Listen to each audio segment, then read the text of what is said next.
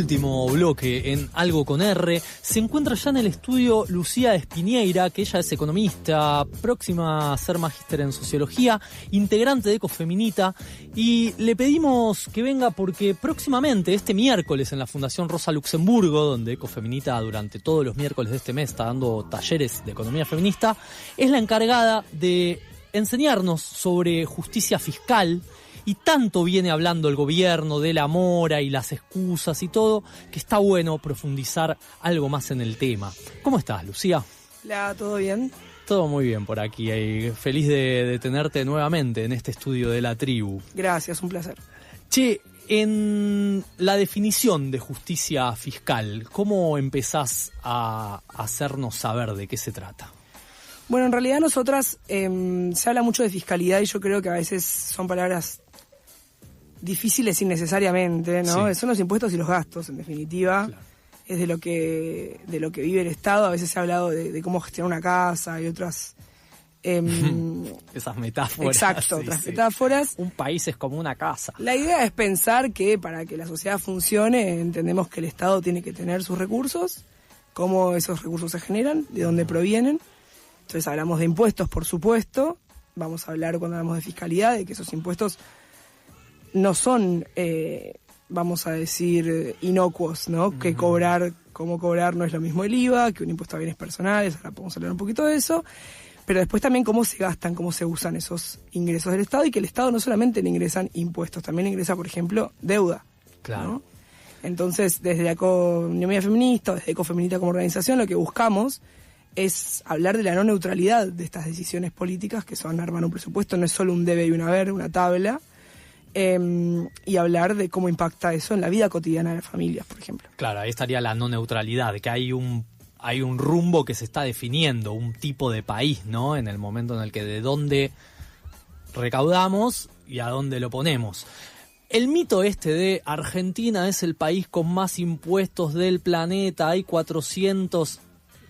que me imagino que lo primero que te genera es otro más diciendo esta huevada, pero ¿qué trabajo haces didáctico con esos argumentos? No, me parece que una reforma necesitamos. O sea, eso sí creo que estamos de acuerdo todos los economistas que a nivel tributario hay mucho para charlar. En Argentina, por ejemplo, 1/3 de la recaudación proviene del IVA. El IVA es un impuesto a las ventas, al valor agregado, y todo lo que vos compres en cada punto de la cadena tiene IVA. Por eso es tan difícil de evadir y por eso es tan fácil de recaudar.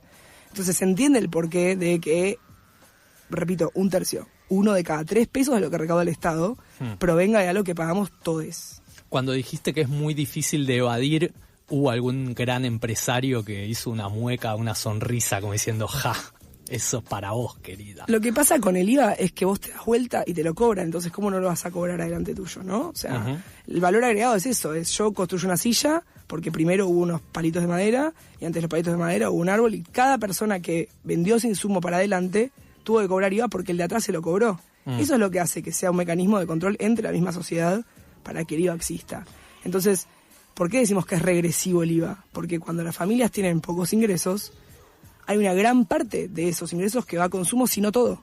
En cambio, el que tiene mucho, bueno, puede ahorrar una mayor proporción. Entonces, en términos de porcentaje de lo que uno tiene, el consumo es muy alto en las familias de sectores populares, o lo es todo. Claro. Entonces están grabándote sobre cada coca, sobre cada arroz que vas a comprar, mientras que vos, obvio que gastás un montón en coca y arroz siendo un multimillonario, pero después hay una gran parte de tus ingresos que no los graban, porque eso te lo guardas, lo invertís, lo ahorrás, va a un bien personal, etcétera, y eso es lo que Milei está recortando, ¿no? Lo que estamos viendo es que a los impuestos a los que les quiere dar menos bola son los de los más ricos, los progresivos, como le llamamos. Incluso les bajó, ¿no? A la importación de autos de lujo. 2025 fue récord en importación de Ferraris en la Argentina, como es diciendo, una locura. Buenísimo, ¿no? En dónde estamos poniendo. Lo vemos en la calle, quienes vivimos en la Ciudad de Buenos Aires, vemos que cada vez más autos nuevos, que el cambio de patentes está siendo bastante acelerado en comparación, es algo que yo miro mucho, cómo cambia la letra en la patente, y bien acelerado. Y después, algo que pensaba también mientras hablabas, son las famosas mal llamadas retenciones, derechos de exportación, claro, que también es complicado llamarlo impuesto porque en realidad es una política de comercio exterior, cuánto grabás para después que eso impacte el tipo de cambio, pero tocar ahí también es tocar un lugar que el Estado siempre encontró en la Argentina, una puerta de ingresos enormes, algo que no es de todos, es suelo de nuestra tierra, hoy que se va a hablar, hoy no, esta semana, mucho del tema. Por eso es un derecho que el Estado tiene a cobrar por esas exportaciones de producto que sale de nuestro suelo. Claro, que también es una política de comercio exterior, la posibilidad de desacoplar los precios internos de los externos, ¿no? A través de estas retenciones a las importaciones, que bueno, si me conviene vender afuera, bueno, le ponemos esas retenciones y entonces el producto nacional que quede adentro. Y acá, cuando decís justicia fiscal, sí.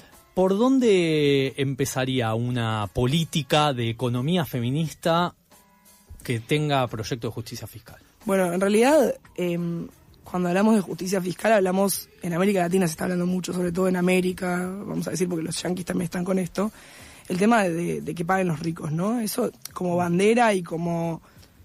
Estamos en Ecofeminita mucho con una campaña, estuvimos todo el mundial, ¿no? De equiparar un poco la cancha. Se trata de eso en términos futbolísticos, ¿no? De saber que estamos en una región que es históricamente la más desigual del mundo y que aparte estamos en un momento donde la desigualdad es más grande, que estamos yendo a estilo medieval, ¿no? Claro. La brecha entre ricos y pobres, los más pobres y los más ricos. Y en ese sentido, grabar esas riquezas significaría un bostezo, un suspiro para un rico, en términos de lo que significa eso, ¿viste? Cuando lo ponemos en proporciones, que es lo que los economistas nos gusta hacer, ¿no? Como cuántas entradas del mundial se podría comprar por un minuto de trabajo, un rico, ese tipo de cosas que hacen dar un puntapié y entender cómo son números que vos no vas a ver en tu vida. No puedes imaginar esa cantidad de ceros, no puedes hacer cuentas con esa cantidad de ceros en un Excel. Entonces, es a partir de ahí que pensamos que justicia implicaría, no es expropiar, es grabar un pedacito de esas riquezas para poder revertir la situación que tenemos del otro lado, que es lo que estamos viendo en Argentina como la tasa de mora más alta de los últimos 20 años, la gente viviendo en su vida cotidiana ya de la tarjeta de crédito y no un crédito para crecer, un crédito para armar tu emprendimiento, para hacer una changa, para salir a... No, estamos hablando de comprar lo básico con la deuda y lo que la deuda después impacta sobre las familias, porque estamos hablando de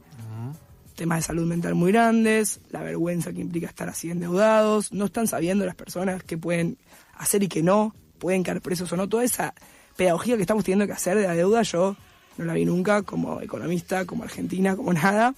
La cantidad de preguntas que hay en torno a qué pasa si pago el mínimo y demás, eso es economía de la vida cotidiana, ¿no? Entender que ese nivel de endeudamiento está vinculado con la macro, con cómo nos están conduciendo en cuanto a decisiones de política fiscal, gastos, ingresos, y el ajuste que cae sobre nosotros, sobre todo por una decisión de política internacional y de entrada del FMI en nuestros países. Por eso es que Lucía Spinieyra, integrante de Ecofeminita, está aquí en Algo con R, FM La Tribu, para hablar de economía, porque el ministro de Economía nos va a decir que, bueno, es una mala gestión individual de cada uno, y somos 20 millones de argentines que tenemos algún tipo de deuda con tarjeta, crédito personal o hipotecario, y evidentemente que haya una economista diciendo eso después repercute en salud mental, en culpa, en etcétera, de eso se trata economía feminista, ¿no?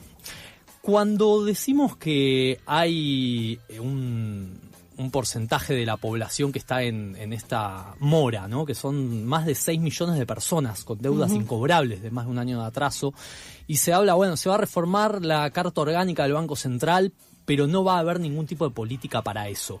Todo el tiempo se lo aborda por el lado de no va a haber ningún tipo de política para eso. Pero nos queda la pregunta de, ¿y cuál podría ser una política con la que el Estado aborde? Antes lo dijiste bien, ¿no? Estamos hablando de recaudar, ¿no? De una reforma agraria o de expropiar los medios de producción. Es una política fiscal. ¿Nos das una idea de cómo se podría abordar? Sí, a ver, yo creo que ese nivel de... Ya ni siquiera me sale decir lavado de manos, ¿no? Es como ser más papistas que el Papa en términos de la teoría económica, lo que te dice respecto de hay una decisión entre privados para endeudarte. Sí, muy bien, pero es una decisión libre hasta que dejas de comer, ¿no? Como el capitalismo siempre hemos entendido que uno es libre hasta que...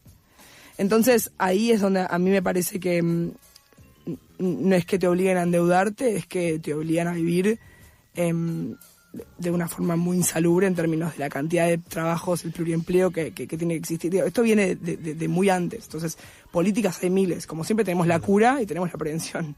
A priori, prevención hubiese sido no llegar a estos niveles de dependencia de la deuda. Hay un problema que es global, que la financiarización de la vida desde los 70 para acá, que estamos en esa financiarización extrema donde las finanzas rigen cada vez más nuestra vida, y la economía real se ve muy permeada por las finanzas en todo sentido, desde un plan para comprarte un auto, una tarjeta del súper que te viene con cuotas, entonces todo lo vamos roleando y sin darnos cuenta eso va permeando lentamente y ya todos hacemos cuentas todo el tiempo de si nos conviene con la tarjeta de crédito o no.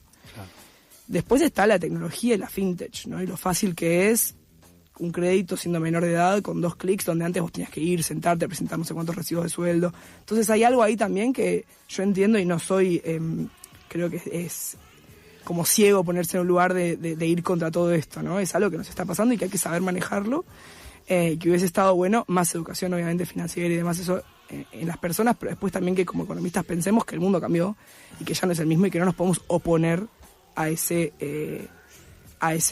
lo que permea la tecnología, ¿no? En nuestras vidas y en las finanzas y demás. Ahora, más regulaciones en torno a todo eso, sin duda. El nivel en el que avanzó Alperín en este país para que Mercado Pago sea lo que es y reemplace un banco, no tendría que haber llegado a ese punto. Claro. Las estafas, las apuestas, ¿no? Todo lo que, cómo se linkean esas cuestiones ahí de la deuda y demás. Hay un trabajo sobre la subjetividad, ¿no? Que durante el Mundial en cada partido tuvieses al Diego diciendo, dale, cagón, no te vas a jugar la jubilación de tu abuela. Tiene que ver con esto, ¿no? Como volvernos una especie de ludópatas permanentes. Había una campaña que era enfermera del día, trader de noche, ¿no? Como que hay algo de que vos, el ciudadano ya no es solo ciudadano, es también inversor. No es un trabajo de quienes se dedican a eso, tipo lobo de Wall Street, una persona que se formó y que quiere esa vida.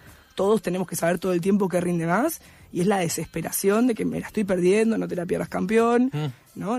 ¿Por qué? Porque aparte el avance de las redes sociales sobre eso, y por qué todos ellos son capos y están en un jacuzzi con un Lambo y no sé qué, y yo estoy acá pasando la mano. Entonces, claro, ahí sí creo que desde el discurso incluso es un gobierno que no acompaña esas ideas, mostrando que tal vez la vida es más real, es más parecida al sueldo del promedio de los argentinos es tanto, y no la vas a pegar así. Creo que hay algo de expectativas, por eso también a Lula no le está yendo también con los niveles de, vamos a decir, macro sana que tiene. La gente espera otra cosa de esos resultados económicos porque tiene una expectativa de realidad que no es la que tenemos adelante, porque hay un nivel de hiperconsumismo, de que yo tenía que ser capaz de tener 14 iPads, 7 Ferraris y no sé qué más, que quizás en otro momento no tuve. Yo estoy muy metida en eso de la subjetividad ahora y muy preocupada por pensarlo. Eso. O sea, ahí desde... Hay estudios de cómo la macroordenada de Brasil en la población no necesariamente impacta positivamente porque las expectativas generadas por la publicidad y por todas estas nuevas... La gente cree que la macro no está tan bien, claro, como se muestra que está. Entonces es como, está bueno, pero falta. ¿Y qué es lo que le falta a ellos? Tener unos ingresos que yo creo que la gente está esperando que no son reales, porque hay un nivel de influencia de esos discursos de que tendrías que estar... Como Neymar. Porque yo no vivo como Neymar. Más o menos. Algo por el estilo. Che, en el taller de Ecofeminita que están dando en la Rosa Luxemburgo, es todos estos miércoles del mes de... Bueno, ya vienen desde el... Vamos por el pasado. Tercero, este miércoles es el tercero, Justicia Fiscal. Dimos Introducción a la Economía Feminista y así como más un paraguas de la teoría feminista con una filósofa que es Daniela Suárez Tomé. El miércoles pasado Helga Soto se llama, no me quiero olvidar el apellido bien, que está especializada en diseño, textil y género, se metió con el tema del diseño y lo político, que está buenísimo también. Nosotras con Celina Santellán, que es otra compañera economista, el miércoles vamos a estar hablando de justicia fiscal y el título es así ganchero, tipo, ¿no hay plata? Porque creo que también ahora va por ahí, ¿no? Claro. La pregunta. Y el miércoles último va a estar nuestra compañera Candelaria Boto con un poco más... sobre la economía de Milei y la reprimarización y cómo eso impacta sobre las mujeres, ¿no? Estamos siempre mirando el tema de género nosotras. Para mí nuestra clase también se podría haber llamado Vivas y Desendeudadas, ¿no? Porque hay algo del link con la deuda que se debe trabajar desde lo fiscal para salir de esta idea de que es un trabajo de contadores, ¿no? El debe y el haber de los impuestos y los gastos. Y quienes tengan interés en participar, ¿ya están tarde o se pueden anotar todavía?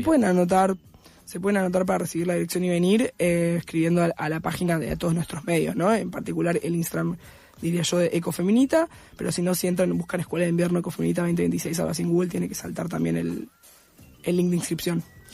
Buenísimo todo este recorrido por la economía feminista, transitando temas como la deuda, justicia fiscal, cómo lo vivimos en nuestros cuerpos, en nuestras relaciones y la cotidianidad. Y queda hecha la invitación, por supuesto, a que sigan las redes de Ecofeminita. Muchas gracias, Lucía Espiñeira, por esta presencia, y vamos a volver a invitarte, por supuesto. Muchas gracias, cuando quieran.